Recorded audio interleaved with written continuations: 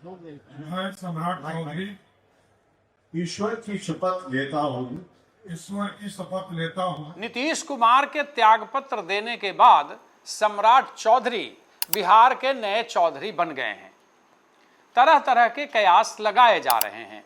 सम्राट चौधरी के सीएम बनने की पर्दे के पीछे की कहानी खूब सुनाया जा रहा है, लेकिन हम जो अभी आपको कहानी बताने जा रहे हैं वह काफी रोचक है।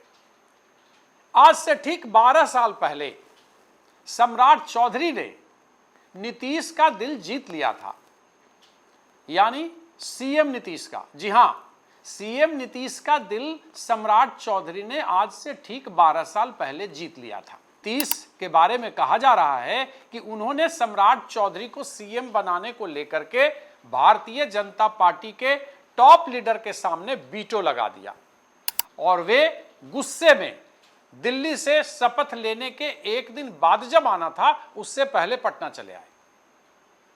जाहिर सी बात है, सम्राट चौधरी अब बिहार के मुख्यमंत्री बन गए हैं, लेकिन आज से ठीक 12 साल पहले, 2026 है, 12 साल पहले 2014 में लालू प्रसाद यादव को बड़ा झटका देकर के सम्राट चौधरी ने नीतीश कुमार का दिल जीता था, नीतीश कुमार का सियासी भरोसा जीता था। यूं तो सम्राट चौधरी के पिता शकुनी चौधरी बहुत मंजे राजनीतिज्ञ थे और 90 के दौर में जब लालू से लड़ाई अपने चरम पर थी, उस दौरान भी या उसके बाद जब समता पार्टी का गठन हुआ तो नीतीश कुमार के साथ लवकुश समीकरण को बिहार की धरती पर नए तरीके से जन्म दिया था और दोनों साथ थे। हालांकि बाद में शकुनी चौधरी ने पाला बदला और फिर लालू प्रसाद यादव के साथ हो लिए और इस बीच उसका फायदा सम्राट चौधरी को मिला। वे 2 बार प्रवक्ता से विधायक बने। हालांकि राबड़ी देवी के मंत्रिमंडल में 1999 में पहली दफा सम्राट चौधरी कृषि मंत्री बनाए गए थे। उम्र कम होने की वजह से राज्यपाल ने उनसे इस्तीफा ले लिया था। उस दिन संभवतः उनका जन्मदिन था। विवादों से घिरे रहने वाले सम्राट चौधरी कैसे 12 साल पहले नीतीश कुमार का भरोसा जीतने में कामयाब होते हैं, यानी सम्राट के बिहार के चौधरी बनने की कहानी की नींव आज से 12 साल पहले ही रख दी गई थी। मौका था बिहार विधानसभा में नंबर को लेकर के, यानी बहुमत के नंबर को लेकर के नीतीश कुमार लगातार जूझ रहे थे। राष्ट्रीय क्षितिज पर भारतीय जनता पार्टी में एक बड़े ही आक्रामक नेता और गुजरात के सीएम नरेंद्र मोदी का आगमन हो चुका था। नरेंद्र मोदी से नीतीश कुमार की नहीं पटती थी, आडवाणी के समर्थक थे। इन्होंने गठबंधन तोड़ लिया, यानी 17 साल पुराना गठबंधन टूट गया। फिर क्या था, नीतीश कुमार बिहार विधानसभा में किसी तरीके से कांग्रेस और लेफ्ट और कुछ निर्दलीय विधायकों को मिलाकर बहुमत साबित करने में तो कामयाब हो गए, लेकिन वहां खेल था कि कब नीतीश कुमार की सरकार के खिलाफ विश्वास प्रस्ताव लाकर इसे गिरा दिया जाए। इसी बीच 2014 में सम्राट चौधरी, जो राष्ट्रीय जनता दल के विधानसभा में चीफ व्हिप थे, उन्होंने राष्ट्रीय जनता दल के 22 विधायकों में से 13 विधायकों को तोड़ लिया और विधानसभा में एक अलग मान्यता मांग ली। नीतीश की सरकार थी, विधानसभा अध्यक्ष इनके थे, मान्यता मिल भी गई, लेकिन बाद में उनमें से 6 विधायकों ने यह कहते हुए पलटी मार लिया कि हमारे जो दस्तखत हैं वे फर्जी हैं, मतलब मैंने दस्तखत नहीं किया। फिर क्या था, जिस दिन उन्होंने पार्टी तोड़ी सम्राट चौधरी ने, राष्ट्रीय जनता दल को तोड़कर एक अलग मान्यता लिया, उसी दिन उनका विधानसभा क्षेत्र प्रवक्ता था, वे नीतीश कुमार के साथ हेलीकॉप्टर से उड़ गए और प्रवक्ता पहुंच गए। लालू प्रसाद यादव को बड़ा झटका लगा। हालांकि राष्ट्रीय जनता दल ने इसका पुरजोर विरोध भी किया और सड़कों पर भी आंदोलन हुए। 13 विधायकों को तोड़कर सम्राट चौधरी नीतीश का भरोसा जीतने में तो कामयाब हो गए, लेकिन 2015 आते आते नीतीश कुमार ने पलटी मार दी। मतलब धूर विरोधी लालू यादव के साथ हो लिए। चूंकि एक तरफ भाजपा थी जिससे उनका 36 का नाता हो चुका था, 17 साल बाद उनसे गठबंधन टूट चुका था, अब हर कीमत पर बिहार में सरकार बनानी थी। 2014 में नरेंद्र मोदी दूसरी तरफ प्रधानमंत्री बन गए थे। उसी समय सम्राट चौधरी भी जीतन राम मांझी के मंत्रिमंडल में, चूंकि प्रधानमंत्री बनने के बाद बुरी तरह जब जदयू हार गई लोकसभा चुनाव में, तो नीतीश कुमार ने इस्तीफा दे दिया और दलित कार्ड खेलते हुए जीतन राम मांझी को मुख्यमंत्री बना दिया। जीतन राम मांझी के मंत्रिमंडल में नीतीश ने एक तरह से कहें कि 13 विधायकों को तोड़ने का इन्हें इनाम दिया और ये नगर विकास मंत्री बन गए।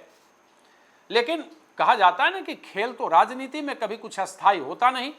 सम्राट चौधरी जैसे ही नीतीश ने पलटी मारी और लालू के साथ गठबंधन कर लिया, यानी महागठबंधन जब यहां बना, तो विधानसभा चुनाव में शकुनी चौधरी और सम्राट चौधरी के जो पिता थे शकुनी चौधरी, वे दोनों हम पार्टी में शामिल हो गए। 2015 में हम पार्टी जीतन राम मांझी ने नीतीश कुमार से अलग होकर बना ली। उनकी अलग महत्वाकांक्षा थी। उन्हें लगता था कि नीतीश कुमार हमें मुख्यमंत्री बनाए रखें, लेकिन ऐसा हुआ नहीं, तो जीतन राम मांझी ने अपनी पार्टी बना ली।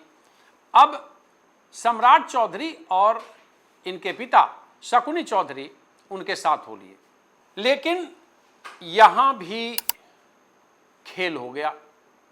शकुनी चौधरी तारापुर से चुनाव लड़े, वे चुनाव हार गए। उन्होंने राजनीति से संन्यास लेने की घोषणा कर दी। 2 साल तक न्यूट्रल रहे सम्राट चौधरी को सुशील मोदी ने भारतीय जनता पार्टी में शामिल होने के लिए कहा। मतलब भारतीय जनता पार्टी के कद्दावर नेता सुशील मोदी सम्राट चौधरी को भाजपा में लेकर आए। बता दें कि उत्तर प्रदेश के कद्दावर नेता केशव मौर्य जब ये भारतीय जनता पार्टी में शामिल होने आए थे तो उस मंच पर मौजूद थे। आक्रामक तेवर के सम्राट चौधरी ने भारतीय जनता पार्टी की सियासी पीच पर बड़ी तेजी से जगह बनाई और उपाध्यक्ष बन गए। जातीय समीकरण को देखते हुए एक बड़ा गैप था। कोयरी का एक मतलब बड़ा नेता नहीं था भारतीय जनता पार्टी के अंदर। क्योंकि वोट की फसल काटने के लिए जातीय समीकरण की जरूरत होती है, सम्राट चौधरी उस गैप को धीरे धीरे भरने में कामयाब हो गए और 2020 में उन्हें एमएलसी बनाया गया, फिर पंचायती राज मंत्री भी बनाया गया। उसके बाद की कहानी सबके सामने है कि कैसे वे नीतीश कुमार के खिलाफ मोर्चा खोलते हैं, मुरेठा बांधते हैं। इससे पहले उन्हें अध्यक्ष भी बनाया जाता है। अपने उन पे अमित शाह ने भरोसा भी किया और मुख्य था कि जो हमारी पार्टी पिछलग्गू है, जो नीतीश कुमार की भाषा बोलती है, उससे अलग भाषा बोलने की जरूरत है। सम्राट चौधरी पे शाह ने भरोसा जताया और उस भरोसे पर सम्राट चौधरी कामयाब हुए, यानी खरा उतरे। लालू और नीतीश पर उन्होंने बराबर हमला किया। जब गठबंधन टूटा 20 के चुनाव के बाद, लालू के साथ नीतीश एक बार फिर से चले गए, महागठबंधन की बिहार में सरकार बनी, तो सम्राट चौधरी ने मुरेठा बांध लिया। ये अब नीतीश कुमार को मुख्यमंत्री की कुर्सी से उतार कर ही मुरेठा बांधेंगे। इसकी चर्चा खूब हुई, नेशनल न्यूज बना, कई दिनों तक उनके मुरेठा पर ही इंटरव्यू होते रहा। लेकिन पलटू राम की छवि और अवसरवादी राजनीति के मतलब आप जनक कहे जाने वाले नीतीश कह सकते हैं आप, जिस तरीके से इन्होंने इतने दिनों में इतनी पलटी मारी, उन्होंने एक बार फिर से पलटी मार ली। लालू प्रसाद से फिर से अलग हो गए, अब फिर से एनडीए में शामिल हुए और उन्होंने उसका ठीकरा दूसरे पे फोड़ दिया। तो सरजू नदी में स्नान कर सम्राट चौधरी ने अयोध्या जाकर अपना मुरेठा खोल लिया। लेकिन इस बार जब वे उप मुख्यमंत्री बने, मुरेठा ने उन्हें उप मुख्यमंत्री बनवा दिया। उनकी आक्रामक छवि ने उन्हें उनके सियासत को एक नई धार दे दी और 2017 में शामिल हुए सम्राट चौधरी भारतीय जनता पार्टी की तरफ से एनडीए सरकार में उप मुख्यमंत्री बनाए गए। ये भरोसा था शाह का, ये भरोसा था केंद्रीय नेतृत्व का। अभी खेल होना बाकी था। सम्राट चौधरी एक नेता के तौर पे धीरे धीरे उभरने लगे। जिस जातीय समीकरण, अति पिछड़ा का जो समीकरण था और पिछड़ों का जो समीकरण था खास करके, जैसे जिसमें 7% आप कह सकते हैं कि लवकुश समीकरण का वोट है, उस खांचे को कैसे पूरा करें, इसके लिए भारतीय जनता पार्टी लगातार प्रयास कर रही थी। उसके नेता नीतीश कुमार थे। सम्राट चौधरी जानते थे कि नीतीश कुमार का भरोसा हमें किसी कीमत पर जीतना होगा। उप मुख्यमंत्री बनने के बाद लगातार उनके साथ साये की तरह साथ रहने लगे और परिणाम आज सबके सामने है। 2025 का चुनाव हुआ, भारतीय जनता पार्टी पिछड़ों, फिर अति पिछड़े, सवर्ण और दलितों, SC ST के माने तमाम अगर वोट को कह लें और उसके समीकरण को देखें, समीकरण ने भारतीय जनता पार्टी यानी NDA को चुनाव, विधानसभा चुनाव में कामयाब कर दिया। धीरे धीरे धीरे धीरे सियासी रथ अपने लक्ष्य की तरफ बढ़ रही थी। हालांकि सबको पता है कि 2025 के विधानसभा चुनाव परिणाम के पहले ही लोग कह रहा था कि नीतीश कुमार को मार्च के महीने में, आने वाले मार्च के महीने में हटा दिया जाएगा। हुआ भी यही।